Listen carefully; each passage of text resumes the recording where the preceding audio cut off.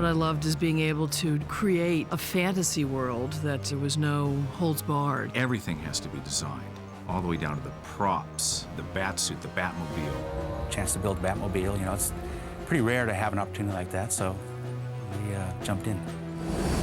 In Batman, you want to take people to a world that they don't go to every day. The fun of any of these is that you're doing something that nobody has done before in the way that you're going to do it.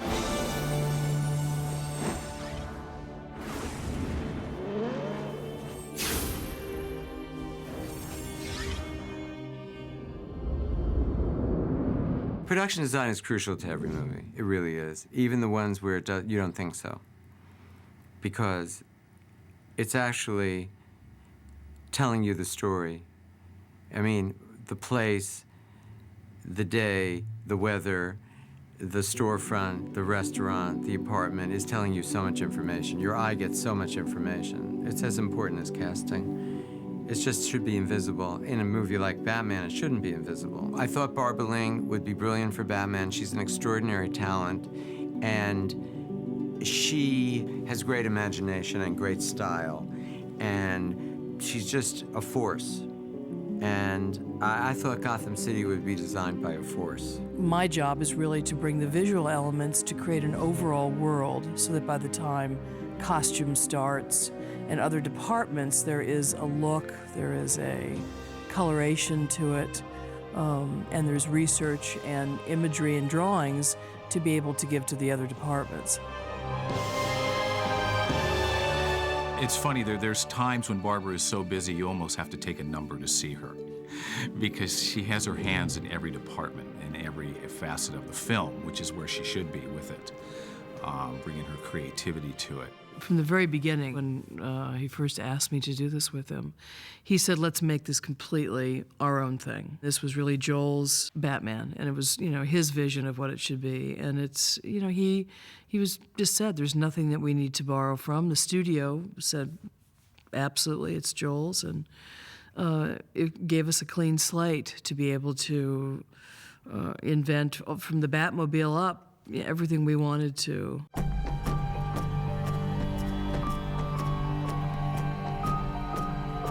My only suggestion to her was that we do faces and figures in the city so that the city had a personality.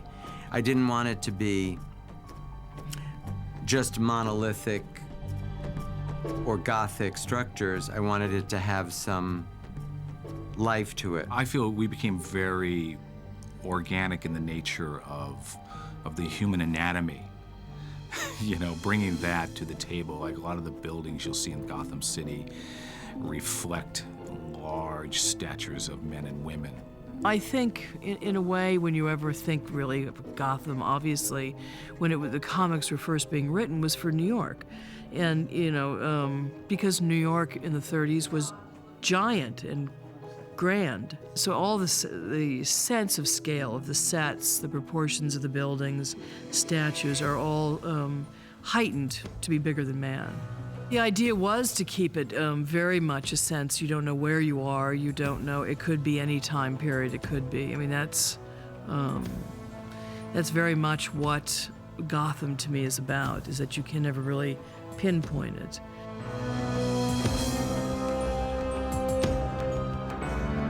The idea, too, is that you're staying within mainly night, so neon becomes a very important element, and creating many influences of neon. The beautiful neon signs of the 20s and 30s that would have really taken, you know, the look that you see kind of 42nd Street in old black and white photographs to what Tokyo has now, which is wild graphics on giant proportions.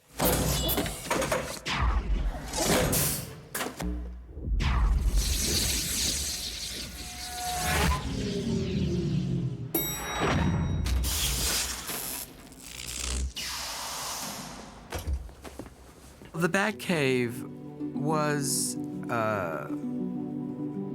very modernized. You know, it had the hydraulics so the car could come up. It was still a cave with bats in it, but it was much larger. I think we took the hangar where the Spruce Goose is, and that's where we built the interior of the Batcave. And There's so many elements that are going on within that one set. Not only do you just have the look of it, you know, the underground cave look, you have the positioning of the Batmobile, you have the turntable that it sits on, you have the moat that's around it.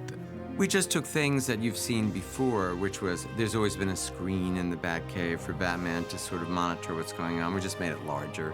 Also, technology was changing so dramatically. You know, this was 1994, so we took advantage of that. The Batcave evolved on the same level of the first time. First of all, we wanted to really see a full Batcave because they'd played it smaller or just more down, you know, very few scenes in the Batcave in the original two. And we wanted to do big scenes, so we went, you know, much larger.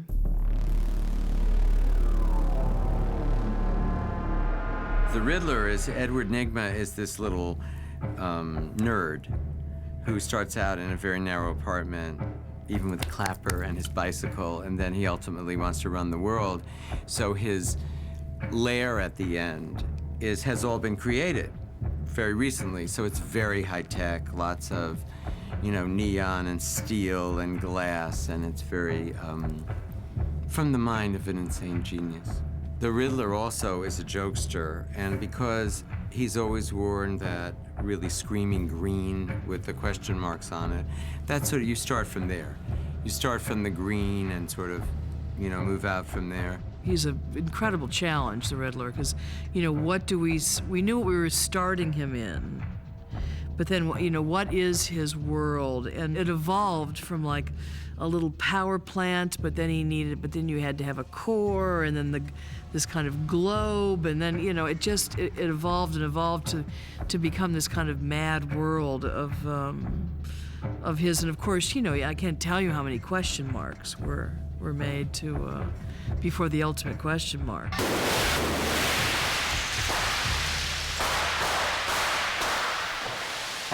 I literally every day would walk on the set and just my jaw would drop to the ground.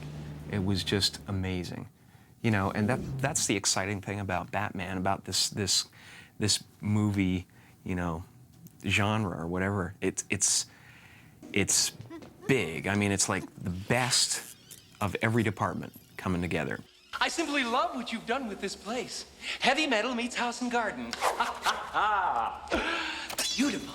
The fun of Harvey Two-Face is that he's a schizophrenic person, so, you know, we designed an environment that was half and half. And he even had 2 girlfriends. That became, you know, quite a challenge to figure out how to kind of cut the room or cut everything in half so that you have the bit of his world on either side of it. And, you know, we went through a lot of progressions of, like, how strange and gnarly this side of a couch could be to the normal side of the couch. He had such a definitive, I mean, in a way, when you're looking at somebody and they say, good, half is good and half is bad, you know, you have a much more definitive line to kind of go after. The great thing about Joel is he gave us a vision, you know, in terms as the team, you know, and the team was Barbara Ling, Tim Flattery, and Charlie and I, and a couple of our guys who were really ingenious designers as far as the vehicles went. The kind of process that we brought to the project was based on, you know, what you would do in a design studio. So we had access to technology that at that time was pretty cutting edge through General Motors. We worked with Barbara directly for about probably a 6-week period developing 5 different concepts. There wasn't a lot of excitement with those 5 models. And Joel just wasn't feeling good about it, so he sent us back to start over again. I don't think he felt like something spectacularly different, which was interesting for me because I had worked on the original 5 models. The Batmobile in Batman Forever was the inspiration of that was really Giger. You know, Joel was very loved the idea of it being something more organic. He was inspired by a leather fetish magazine, of all places. That's probably going to get cut, but it was really organic, really animal-driven. It wasn't automotive. Yeah. He wanted it to feel like it was a living, breathing entity, not necessarily a car. We showed it to him and he loved it. It was a multi-layered vehicle. It's 3 principal layers of vehicle, one on top of the other. And what we did is a clay model, full-size clay model, and modeled each level, made a mold, and then modeled on top of that the next level, made molds of that, and worked to the 3rd level, and then finally had the sets of tooling. So we actually, in volume, did 3 cars to make one. We actually did 2. There was a stunt car and a hero car. It has to be fast. You know, it's a Batmobile, and we used a high-performance V8 engine that's a racing motor, so it had plenty of horsepower. Steering wasn't always a big issue, although there are times when it has to do stunts, and that's why we built 2 cars. One that's designed specifically, doesn't have an interior, it has a different roll cage, you know, to be used in the stunt. Ours, I believe that car, the 2 of them completed, probably had about 8,000 man-hours on it. And it represented about 30 different guys of different trades, different skills, to get it done. It was such a fast schedule, and the car was so complex, no one knew what it looked like until the day we put it together, which was a couple days before filming. So I started out, you know, brown hair, now it's more gray, and that happened pretty much in about 6 months.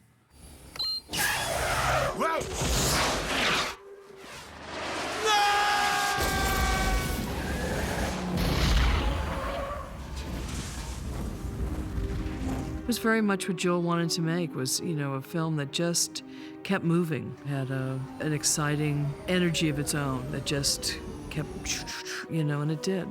Everything good is hard, you know, and I think you have to enjoy what you do, and I do, and I did. It's everything. They're just choices to hopefully entertain you. There's no, you know, deep, dark intention except to entertain. It's to make as interesting and entertaining a Batman movie as you can.